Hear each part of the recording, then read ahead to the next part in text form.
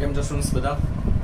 સો હવે આપણે page number 8 ઉપર નેક્સ્ટ પોઈન્ટ સ્ટાર્ટ કરીએ છીએ, that is point number 12, reduction of capital. ગઈકાલે આપણે પોઈન્ટ નંબર 11 કમ્પ્લીટ થઈ ગયો હતો, that was alteration of share capital.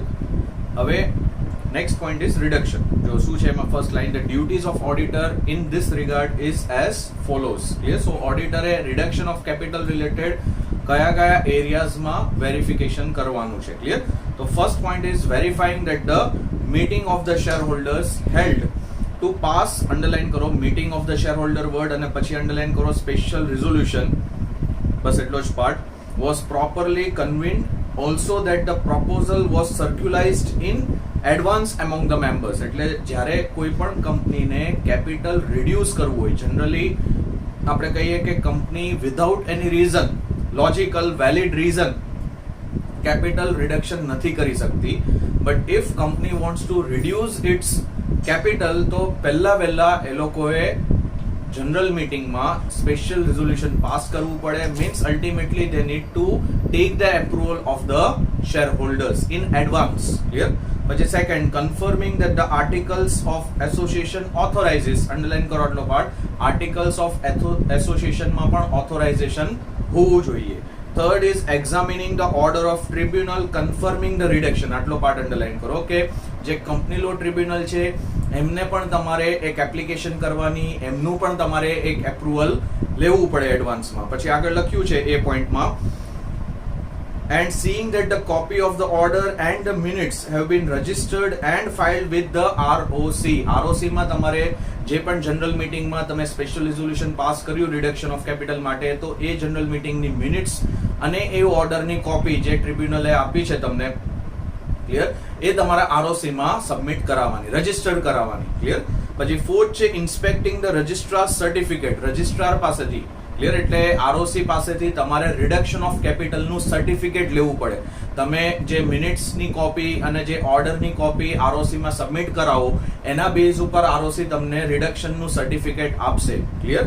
સો એ તમારે ઇન્સ્પેક્ટ કરવાનું. પછી fifth, vouching the journal entries recorded to reduce the capital and to write down the assets by reference to the resolution of share holders and other documentary evidence. Auditor has to verify કે journal entries કઈ રીતે pass થઈ છે for the purpose of reduction of the capital. અને generally capital તમે reduction કરો એટલે તમારી જે એસેટ્સ છે એને તમારે રાઇટ ડાઉન કરવી પડે, એટલે જેની બુક વેલ્યુ છે એ તમારે રિડ્યુસ કરવી પડે. ક્લિયર? તો એના રિલેટેડ જર્નલ એન્ટ્રીઝ કઈ રીતે પાસ થઈ છે એ ઓડિટર ચેક કરશે. Number 6, confirming that the revaluation of asset have been properly disclose. Revaluation જ થયું ને, તમે એસેટની જે બુક વેલ્યુ છે રિડ્યુસ કરો એને કહેવાય રીવેલ્યુએશન. આઈધર રીવેલ્યુએશન અપવર્ડ થાય, આઈધર રીવેલ્યુએશન ડાઉનવર્ડ થાય. તો એ બેલેન્સ શીટમાં તમે કઈ રીતે શો કર્યું છે રિવેલ્યુએશન ઓફ એસેટ, એ પણ ઓડિટર વેરીફાઈ કરશે. પછી નેક્સ્ટ છે verifying the adjustments made in the members account in the register of members. જે શેર હોલ્ડર રજિસ્ટર હોય, રજિસ્ટર ઓફ મેમ્બર્સ હોય, એમાં પણ તમારે ચેન્જીસ કરવા પડે. બીકોઝ જે તમે શેર કેપિટલ રિડ્યુસ કર્યું છે તો ડેફિનેટલી ઇફેક્ટ રજિસ્ટર ઓફ મેમ્બર્સમાં તમારે એની અપડેટ કરવી પડે. ક્લિયર? કે કયા મેમ્બરનું, કયા શેર હોલ્ડરનું કેટલું કેપિટલ રિડ્યુસ થયું છે. ક્લિયર? પછી આગળ છે confirming that either the paid up amount shown on the old share certificate have been altered or the new certificate have been issued in the lieu of old and the old one have been cancelled. એટલે જે old share certificate જે તમે share હોલ્ડર્સને આપ્યું હતું એ તમારે cancel કરવું પડે, new certificate તમારે ઇશ્યુ કરવું પડે. કેમ કે કેપિટલ રિડક્શન કરો એટલે શેર કેપિટલ જે પેડ અપ એમાઉન્ટ છે પર્ટિક્યુલર શેર હોલ્ડરની એ ચેન્જ થઈ જાય. એટલે જે ઓલ્ડ શેર સર્ટિફિકેટ છે એ કેન્સલ કરવું પડે અને ન્યૂ શેર સર્ટિફિકેટ તમારે ઇશ્યુ કરવું પડે. ક્લિયર? નેક્સ્ટ છે confirming that the words and reduced. Clear? આવી રીતે તમારે and reduce word, balance sheet તમે જ્યારે બનાવો તો બેલેન્સ શીટ એન્ડ રિડ્યુસ્ડ એવી રીતે તમારે મેન્શન કરવું પડે, સો ધેટ જે પણ માણસ P&L account, balance sheet, books of accounts જોવે એને ખ્યાલ આવે કે આ બેલેન્સ શીટમાં રિડક્શન ઓફ કેપિટલ થયેલું છે. ક્લિયર? તો લખ્યું છે confirming that the words and reduced if required by the order of tribunal have been added to the name. લખ્યું છે added to the name of the company in the balance sheet. કંપનીનું નામ હોય પછી તમારે બ્રેકેટમાં એન્ડ રિડ્યુસ્ડ વર્ડ લખવાનું balance sheet તમે જ્યારે બનાવો ત્યારે. એન્ડ લાસ્ટ છે verifying that the memorandum of association of the company have been suitably altered. Even મેમોરેન્ડમમાં પણ તમારે કેપિટલ ક્લોઝમાં ચેન્જીસ કરવા પડે. ક્લિયર? સો ટોટલ 9 પોઈન્ટ્સ છે રિડક્શન ઓફ કેપિટલ રિલેટેડ જે ઓડિટરે વેરીફાઈ કરવાના છે. ચલો નેક્સ્ટ 13th પોઈન્ટ છે, આ પોઈન્ટ માર્ક કરજો. That is about verification of forfeiture of shares અને રીઇશ્યુ ઓફ ફોરફિટેડ શેર્સ. એટલે પહેલા તમને એ ખબર હોવી જોઈએ કે શેર્સ ફોરફિટ ક્યારે થાય. એ આપણે પોઈન્ટ આગળના જે પાર્ટ્સ આપણે કમ્પ્લીટ કર્યા, જેટલા પોઈન્ટ્સ આગળ કમ્પ્લીટ કર્યા ને એમાં આપણે એકાદ પોઈન્ટમાં ડિસ્કસ થયો હતો કે ફોરફીચર ત્યારે થાય જ્યારે તમે call money on due date pay ન કરો તો કંપની તમને નોટિસ આપે. નોટિસ પીરિયડની અંદર પણ તમે જો કોલ મની જે ડ્યુ છે એ પે નહીં કરો તો કંપની પાસે રાઇટ્સ છે શેર ફોરફિટ કરવાના. ફોરફિટ એટલે એ લોકો શેર્સ તમારા કેન્સલ કરી દેશે. તમે જે પેમેન્ટ ઓલરેડી કરી દીધું છે application money related, allotment money related, even તમે કદાચ ફર્સ્ટ કોલ પે કરી દીધો તો સેકન્ડ કોલ તમે પે ન કર્યો તો એ બધું જે તમે પેમેન્ટ કર્યું છે એ ગયા ખાતે. એ પછી કંપની તમને રિફંડ નહીં કરે. ક્લિયર? અને એ જે શેર્સ એ લોકોએ ફોરફિટ કર્યા, કેન્સલ કરી દીધા, ક્લિયર, એ કંપની ફરીથી રીઇશ્યુ પણ નવા કોઈ શેર હોલ્ડરને કરી શકશે. Clear? So this are the rights given to the company. તો જો પહેલા તમને ફોરફીચરના પોઈન્ટ્સ આપેલા છે. તો ફર્સ્ટ છે એસર્ટેન ધેટ આર્ટિકલ્સ ઓથોરાઇઝ, એટલો પાર્ટ અંડરલાઈન કરો. બોર્ડ ઓફ ડિરેક્ટર્સ નું ડિસિઝન હોય છે to forfeit the shares and that the power has been exercise by the board in the best interest of the company. એટલે validly એ લોકોએ board of ડિરેક્ટર્સને powers મળેલા છે forfeit કરવાના, તો એ લોકોએ વેલિડ વેમાં આ પાવર યુઝ કરવાનો. એટલે જો કોલ મની પે ન થયું હોય, નોટિસ આપ્યા પછી પણ પે ન થયું હોય તો જ તમે ફોરફિટ કરી શકો. અધરવાઇઝ જનરલી તમે શેર્સ કોઈ પણ શેર હોલ્ડરના ફોરફિટ ન કરી શકો. Clear? So that is first point. પછી સેકન્ડ, વેરીફાઈ ધ એમાઉન્ટ લખ્યું છે of the call or instalment of the calls which was outstanding. Underline કરો અહીંયા સુધી કે તમારે એ એમાઉન્ટ વેરીફાઈ કરવાની છે કે જે આઉટસ્ટેન્ડિંગ હતી.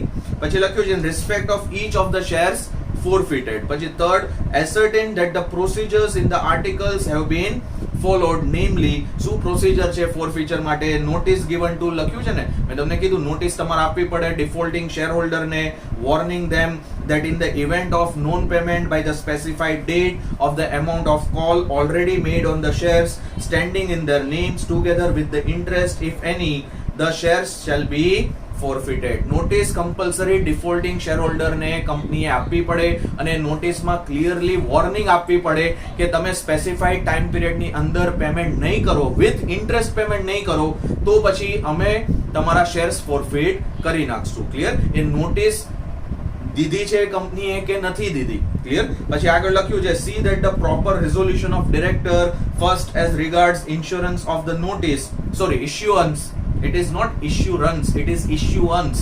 Clear? Issuance of the notice and afterwards in respect of the forfeiture of the shares. એટલે compulsory directors meeting માં resolution pass થવું જોઈએ તો જ તમે નોટિસ આપી શકો. ક્લિયર? પછી next last point છે verify the entries recorded in the books of accounts. એટલો પાર્ટ અંડરલાઈન કરો. Consequent upon the forfeiture of shares to confirm that the premium, if any, received on the issue of such shares has not been transferred to forfeited shares account. Premium amount ઉપર જો એ shares issue થયા હોય તો premium amount પણ refund કરવામાં નહીં આવે. ઘણીવાર જે ડિફોલ્ટિંગ શેર હોલ્ડર હોય ને એ શું કહેશે, ભાઈ જે નોમિનલ વેલ્યુ છે શેર્સની એ તમે રાખી મૂકો, એ મારે પાછી નથી જોતી, પણ જે તમે પ્રીમિયમ એમાઉન્ટ મારી પાસેથી કલેક્ટ કરી હતી ને એ તમે મને રિફંડ કરી દો. પ્રીમિયમ એમાઉન્ટ પણ તમારે રિફંડ નથી કરવાની. Company will not be refunding the premium amount. Clear? So that is last point. પછી તમને પોઈન્ટ્સ આપે છે રીઇશ્યુ ઓફ ફોરફિટેડ શેર્સ ના. ક્લિયર? તો એમાં પહેલું છે ascertain that the board of directors has authority. જેવી રીતે ફોરફિટ કરવાની પણ ઓથોરિટી બોર્ડ ઓફ ડિરેક્ટર્સ પાસે છે, એ લોકોએ રિઝોલ્યુશન પાસ કરવું પડે. એવી રીતે રીઇશ્યુ કરવાની પણ ઓથોરિટી કોની પાસે છે? બોર્ડ ઓફ ડિરેક્ટર્સ પાસે છે. તો એમાં લખ્યું છે ascertain that the board of directors has the authority under the articles to reissue the forfeited shares. તો એમાં અંડરલાઈન કરો ascertain that board of directors has authority, એટલો પાર્ટ. પછી second, refer to the resolution of board of directors. Clear? એટલો part underline કરો. Resolution pass થયું છે relating to what? reallocating the forfeited. reallocate કરવા એટલે redistribute કરવાના. Clear? Number third, vouch the amount collected from the person to whom the shares have been allotted and verify the entries which are recorded from reallotment and see that the total amount received on the shares including that received prior to the forfeiture is not less than the par value.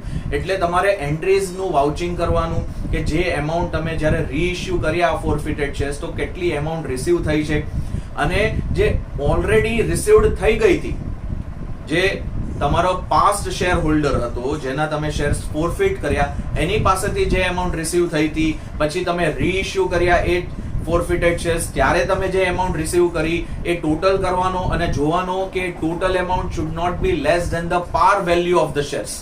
પાર એટલે nominal value કરતા એ amount ઓછી ન હોવી જોઈએ. Clear? તો entries એના related તમારે વાઉચિંગ કરવું પડે. Clear? Next is verify that the computation of the amount of surplus resulting on the reissue of the shares is credited to which account? Capital reserve. જો માની લો કે nominal value of the shares કરતા તમે વધારે amount collect કરી લીધી, તમે shares રીઇશ્યુ કર્યા અને તમે જે એમાઉન્ટ કલેક્ટ કરી અને ઓલરેડી જે પાસ્ટ શેર હોલ્ડરે તમને એમાઉન્ટ પે કરી હતી એનો ટોટલ કર્યો તો પાર વેલ્યુ કરતા એમાઉન્ટ વધી ગઈ. ક્લિયર? તો એ એમાઉન્ટ તમારે કયા એકાઉન્ટમાં ટ્રાન્સફર કરવાની છે? કેપિટલ રિઝર્વ એકાઉન્ટમાં ટ્રાન્સફર કરવાની છે.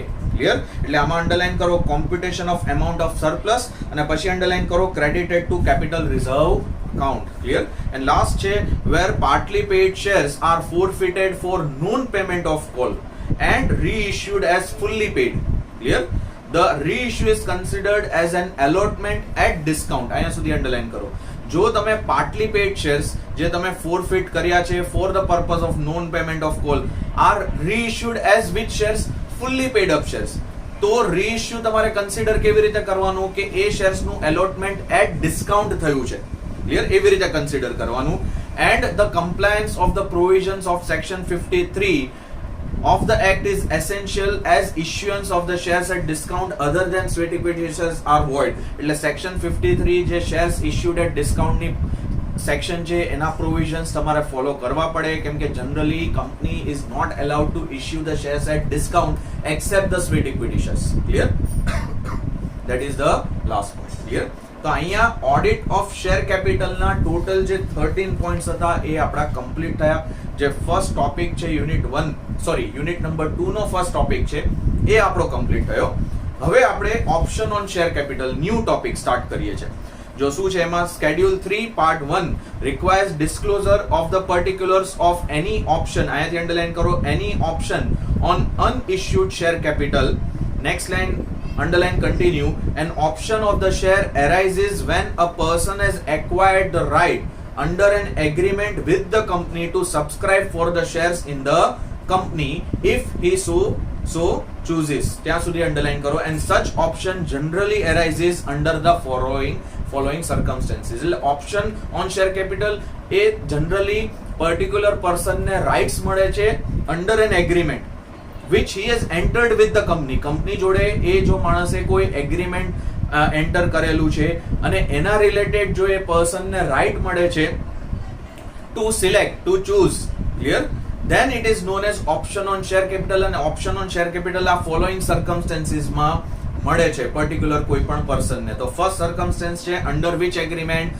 Promoters agreement ratified by company. Ratified word નો મતલબ છે એપ્રુવડ. ઘણીવાર એવું થતું હોય કે પ્રમોટરે જે કંપની સેટઅપ કરવામાં કંપનીનું રજિસ્ટ્રેશન કરવામાં જે કામ કર્યું છે તો પ્રમોટર જોડે કંપની એગ્રીમેન્ટમાં એન્ટર થશે કે whatever the service he has given for the purpose of registering the company એના રિટર્નમાં કંપની એને શેર્સ આપશે. ક્લિયર? તો એને કહેવાય option on share capital. The person can select when to take the shares. એની પાસે ઓપ્શન છે. એને જ્યારે શેર્સ જોતા હશે કંપનીના ત્યારે એ કંપની પાસેથી લઈ શકશે. Clear? So that is first circumstance promoters agreement. એટલો વર્ડ અંડરલાઈન કરજો. પછી સેકન્ડ છે કોઈની જોડે કંપનીએ collaboration agreement business collaboration agreements થતા હોય છે. ક્લિયર? તમારી કંપનીનો બિઝનેસ અને કોઈ બીજો બિઝનેસ કોલોબરેટ થાય અને સાથે મળીને તમારે બિઝનેસ કરવું હોય તો એને કોલોબરેશન એગ્રીમેન્ટ્સ. તો એ ટાઈપની સિચ્યુએશનમાં તમારી કંપનીના શેર તમે બીજી કંપનીને આપો છો એવી રીતે એ કંપની શેર્સ તમને આપે છે. ક્લિયર? તો એને કહેવાય કોલોબરેશન એગ્રીમેન્ટ્સ. પછી નેક્સ્ટ છે third is loan agreement. Even debenture did એટલે ઘણીવાર ડિબેન્ચર હોલ્ડર પાસે પણ રાઇટ્સ હોય કે એના ડિબેન્ચર્સને કન્વર્ટ કરાવી શકે શેર્સમાં. ક્લિયર? તો ધેટ ઇઝ થર્ડ સર્કમસ્ટન્સીસ. પછી ફોર્થ છે agreement to convert preferences into equity shares. Preferences હોય છે તો એના ઉપર પણ ઘણીવાર કન્વર્ઝન રાઇટ્સ પ્રેફરન્સ શેર હોલ્ડરને મળે છે કે after some time they can convert their preferences into equity shares. And last છે other types of contract such as for supply of capital goods. Capital goods એટલે મશીન ને એ બધું આવે કેપિટલ ગુડ્સમાં. ઓર આઈધર એની મર્કન્ડાઇઝ. મર્કન્ડાઇઝ એટલે રો મટીરિયલ. એટલે તમે કોઈની જોડે સપ્લાય કોન્ટ્રાક્ટમાં એન્ટર થયા છો, સપ્લાયર જોડે તમે કોન્ટ્રાક્ટમાં એન્ટર થયા છો for purchasing the machine or purchasing the raw material. તો ઘણીવાર પેમેન્ટના ફોર્મમાં તમે એ લોકોને શું આપશો? શેર્સ આપશો. તમે પેમેન્ટ મની ફોર્મમાં નહીં આપો, તમે પેમેન્ટ ઇન કાઇન્ડ ફોર્મમાં અને તમારી કંપનીના શેર્સના ફોર્મમાં તમે એમને પેમેન્ટ આપશો. તો they have option, they can take up the shares at any point of time. તો આ 5 circumstancesમાં any particular person if he has entered into an agreement with the company have the option to take up the shares of the company. તો એને કહેવાય option on share capital. Clear? ચલો next is now the topic of share transfer audit. તો એમાં starting જો શું છે? Frequently big companies requires auditors to undertake the audit of share transfer recorded by the company during the previous year. Underline કરો next line. The object of such an audit is to detect the mistakes in the registration of transfer which may have effect of saddling the companies with the liabilities for damages claimed by the shareholder on account of the losses suffered in consequences therefore. Clear? એટલે share transfer audit નો objective તમને કીધું છે. What is the objective? What is the object of share transfer audit?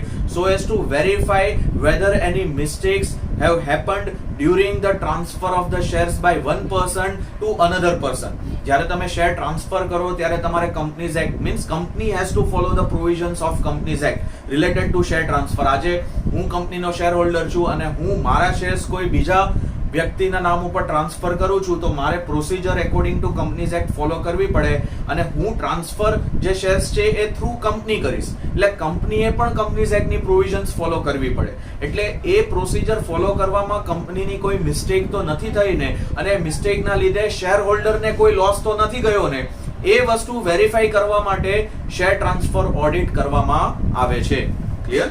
પછી next છે આગળનો part. As per section 56 underline કરજો section number of companies act 2013 read with the rule 11 of companies share capital and debenture rule 2014 the following aspects are required to be examined by the auditor in conducting the share transfer audit. એટલે આટલા aspects ઓડિટરે verify કરવાના છે. તો પહેલો point છે એમાં no transfer of securities or interest of a member takes place in the case company have no share capital other than the transfer between the person both of whose names are entered as the holder of beneficiary interest in the records of depository. એટલે જો તમારે share transfer કરવું હોય તો first requirement ઓડિટરે શું check કરવાની કે transfer એ કંપનીમાં શેર્સનું થાય જ નહીં કે જે કંપનીમાં શેર કેપિટલ જ ન હોય. Means that company has not issued equity shares, then that company cannot undertake share transfer. એટલે ઓડિટમાં પહેલા તમારે એ વસ્તુ જોવાની whether the company is having share capital or not. If company does not have the share capital, share transfer procedure start જ ન થાય. Clear? So that is first requirement. પછી second છે check where an instrument of transfer of securities held in the physical form is in form number. Underline કરજો, આ important છે. જે પણ તમારે શેર્સ ટ્રાન્સફર કરવા હોય એના માટે તમારે એક ફોર્મ સબમિટ કરવું પડે. એ ફોર્મનો નંબર છે SH4. SH stands for shares. Short form છે શેર્સનું શોર્ટ ફોર્મ SH. સો SH4 ફોર્મ છે એ શેર હોલ્ડરે ફિલઅપ કરીને સબમિટ કરાવવું પડે. ક્લિયર? તો એ ફોર્મ વેરીફાઈ કરવાનું ઓડિટરે. તો એમાં લખ્યું છે duly stamped, dated and executed by or on behalf of. લખ્યું છે ટ્રાન્સફરર એન્ડ ટ્રાન્સફરી બંને ફોર્મમાં સાઇન કરવાની. એ ફોર્મ ટ્રાન્સફરરે ફિલઅપ કરવાનું. એમાં ડિટેલ્સ લખી છે. આગળ જો શું છે like name છે, address છે, occupation if any of the transferee has been delivered to the company by the transferor. એ ફોર્મમાં ડિટેલ્સ તમારે કોની આપવાની ટ્રાન્સફરીની કે ભાઈ એનું નેમ શું છે, એનો એડ્રેસ શું છે, એની ઓક્યુપેશન શું છે, ટ્રાન્સફરરની ડિટેલ હશે અને એ ફોર્મ તમારે કંપનીમાં સબમિટ કરાવવાનું છે. જો એમાં લખ્યું છે કંપનીમાં સબમિટ તમારે કેટલા ટાઈમમાં કરાવવાનું. If any of the transferee has been delivered to the company by transferor or even transferee પણ ડિલિવર કરી શકે within a period of 60 days, not 30 days, within a period of 60 days from the date of execution. execution word નો મતલબ છે જે દિવસ તમે signature કરો ને એને ડેટ ઓફ એક્ઝિક્યુશન કહેવાય. the day on which transferor and transferee signs the form એને કહેવાય date of execution. Date of execution ના 60 days ની અંદર એ ફોર્મ તમારે સબમિટ કરાવવાનું છે કંપનીને. આઈધર ટ્રાન્સફરર સબમિટ કરાવી શકે, આઈધર ટ્રાન્સફરી સબમિટ કરાવી શકે. આ ઇમ્પોર્ટન્ટ પોઈન્ટ છે. MCQ માં તમને શેર જે ફોર્મ નંબર છે SH4 એ પૂછાય છે, ટાઈમ પીરિયડ છે 60 days નો એ તમને પૂછાય છે. પછી આગળ લખ્યું છે along with the certificate. Share certificate તમારે સબમિટ કરાવી દેવું પડે તો જ ટ્રાન્સફરીના નામ ઉપર નવું શેર સર્ટિફિકેટ ઇસ્યુ થાય. તમારું જે ઓલ્ડ શેર સર્ટિફિકેટ છે એ કેન્સલ થશે અને ટ્રાન્સફરીના નામ ઉપર નવું શેર સર્ટિફિકેટ ઇસ્યુ થશે. તો એમાં લખ્યું છે relating to the securities or if no such certificate is in existence along with the letter of allotment of securities. કદાચ માની લો શેર સર્ટિફિકેટ હજુ કંપનીએ ઇસ્યુ નતા કર્યા તો તમે લેટર ઓફ એલોટમેન્ટ સબમિટ કરાવી શકો. Clear? So that is second point, એ સૌથી ઇમ્પોર્ટન્ટ છે. પછી થર્ડ છે check whether the instrument of transfer has been lost or instrument of transfer has not been delivered within the prescribed period. એટલે 60 days the company registers the transfer on such terms as to the indemnity as the board may think. એટલે જો તમે share transfer નું જે form છે એ જો તમારાથી ખોવાઈ ગયું, મિસપ્લેસ થઈ ગયું છે, either due to some reason તમે એ શેર ટ્રાન્સફર નું ફોર્મ કંપનીને તમે ડિલિવર નથી કરી શકતા 60 days ની અંદર તો પણ કંપની જો એના બોર્ડ ઓફ ડિરેક્ટર્સ પરમિશન આપે તો શેર ટ્રાન્સફર કરી શકશે. Clear? Without even the form submitted company can transfer the shares. Clear? પછી ફોર્થ છે company has power to register on receipt of intimation of transmission of any right to securities by operation of law from any person to whom such rights has been transmitted. Transmission of shares નો મતલબ છે કે કોઈ પર્સનની death થઈ જાય તો automatically share transfer થાય. when you are transferring the shares compulsorily, તમારી પાસે કોઈ ઓપ્શન નથી કે શેર હોલ્ડરની ડેથ થઈ ગઈ છે તો તમારે શેર્સ એના લીગલ રિપ્રેઝેન્ટેટિવના નામ ઉપર ટ્રાન્સફર કરવા પડે. એને કહેવાય ટ્રાન્સમિશન ઓફ શેર્સ. ક્લિયર? તો ઇન ધેટ પર્ટિક્યુલર કેસ તમારે જોવાનું કે જે લીગલ રિપ્રેઝેન્ટેટિવ છે જેના નામે શેર ટ્રાન્સફર થાય છે એની પાસે રાઈટ છે શેર્સ લેવાનો કે નથી. ક્લિયર? એટલે એ પોઈન્ટ ઉપર ડેથ સર્ટિફિકેટ તમારે સબમિટ કરાવવું પડે. શેર હોલ્ડરની ડેથ થઈ છે તો એનું ડેથ સર્ટિફિકેટ તમારે as an evidence of death તમારે સબમિટ કરાવવું પડે. પછી જ તમારા શેર્સ તમે ટ્રાન્સમિટ કરી શકો લીગલ રિપ્રેઝેન્ટેટિવના નામે. ક્લિયર? પછી નેક્સ્ટ ફિફ્થ છે where an application is made by transferor alone and relates to partly paid up shares, examine that the transfer is not registered unless the company gives the notice of application in form number. આ બીજું form number આવ્યું SH5. SH5 કયા ટાઈપના shares માટે છે? Partly paid up shares માટે. SH4 fully paid up shares transfer કરવા માટે છે અને SH5 partly paid up shares transfer કરવા માટે છે.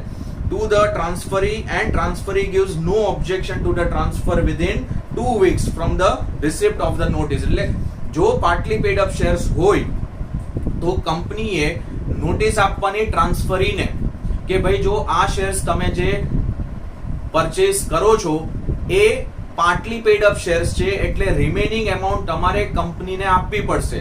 આજે હું સેલર છું, તમે બાયર છો, હું જે શેર્સ તમને ટ્રાન્સફર કરું છું એ પાર્ટલી પેડ અપ શેર્સ છે.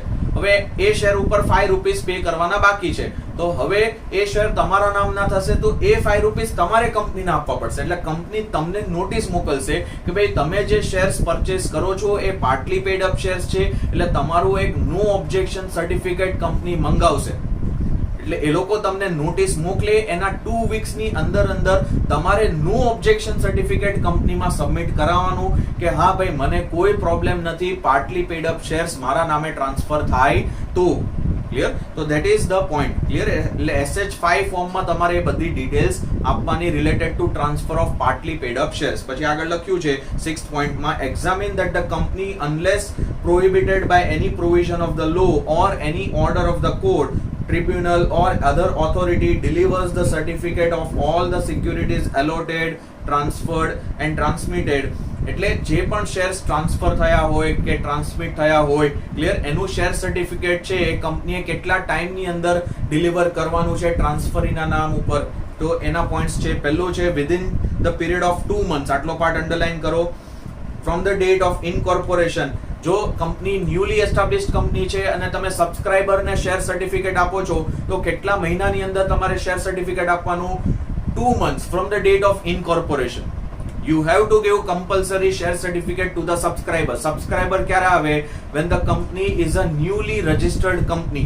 તો 2 મહિનાની અંદર ઇન્કોર્પોરેશન ડેટના 2 મહિનાની અંદર શેર સર્ટિફિકેટ મળી જવા જોઈએ સબસ્ક્રાઇબર્સને. પછી નેક્સ્ટ છે within a period of again 2 months from the date of allotment. General issue છે, ક્લિયર, કંપની એસ્ટાબ્લિશ થઈ ગઈ છે, ન્યૂ કંપની નથી, બટ કંપની આઈપીઓ લઈને આવે છે અને એલોટમેન્ટ કરે છે શેર્સનું, તો એલોટમેન્ટ ડેટ થી 2 મહિનાની અંદર શેર સર્ટિફિકેટ ઇશ્યુ થઈ જવું જોઈએ. ક્લિયર, લખ્યું છે from the date of allotment, એટલો પાર્ટ અંડરલાઈન કરો. પછી આગળ લખ્યું છે in case of any allotment of any of it shares, અને થર્ડ છે within a period of 1 month from the date of receipt of company of the instrument of transfer. એટલે જો ટ્રાન્સફર હોય, શેરનું ટ્રાન્સફર થયું હોય તો શેર સર્ટિફિકેટ ટ્રાન્સફરીના નામ ઉપર 1 મહિનાની અંદર તમારે ઇશ્યુ કરી દેવાનું. ક્લિયર. પછી આગળ લખ્યું છે under subsection 1 or as the case may be of the intimation of transmission under subsection 2 in the case of transfer or transmission of securities. અને ડી પોઈન્ટ છે within a period of 6 months. આટલો part underline કરો from the date of allotment, અને લાસ્ટમાં underline કરો allotment of debentures. ઉપરના જે એ, બી અને સી પોઈન્ટ્સ હતા એ શેર્સ રિલેટેડ હતા. ડી પોઈન્ટ છે એ ડિબેન્ચરનો છે કે ડિબેન્ચર સર્ટિફિકેટ તમારે કેટલા ટાઈમની અંદર આપવાનું? Within a period of 6 months from the date of allotment of debentures. Clear. 7th point, where the securities are dealt in depository, એટલે ડીમેટ એકાઉન્ટમાં તમે સિક્યુરિટીઝ આપી છે કંપનીએ, ક્લિયર, તો એને કહેવાય ડિપોઝિટરી, ડીમેટ એકાઉન્ટ કહેવાય. Examine that the company intimates the details of allotment of security to depository immediately on allotment. એટલે જો કંપનીએ સિક્યુરિટી એલોટ કરી હોય તો ઇમિડિયેટલી કંપનીએ ઇન્ટિમેશન આપવાનું ડિપોઝિટરીઝને. ડિપોઝિટરી એટલે એ બ્રોકરને કે જ્યાં ડીમેટ એકાઉન્ટ એ પર્ટિક્યુલર ઇન્વેસ્ટરે ઓપન કરાવ્યું હોય એ ડિપોઝિટરીને, એ બ્રોકરને તમારે ઇન્ટિમેશન આપી દેવાનું કે we have allotted the shares. Clear. Next 8 point, if there is any default made in complying with the provisions, then verify the amount of the fine paid. તો એ લોકો ઉપર fine લાગે એ તમારે વેરીફાઈ કરવાનું છે. ક્લિયર. સો શેર ટ્રાન્સફર ઓડિટ અહીંયા complete અહીંયા સુધી રાખીએ છીએ. નેક્સ્ટ પોઈન્ટ આપણે નેક્સ્ટ સેશનથી સ્ટાર્ટ કરશું. ચલો મળીએ નેક્સ્ટ સેશનમાં. આવજો બધા, સાચવજો.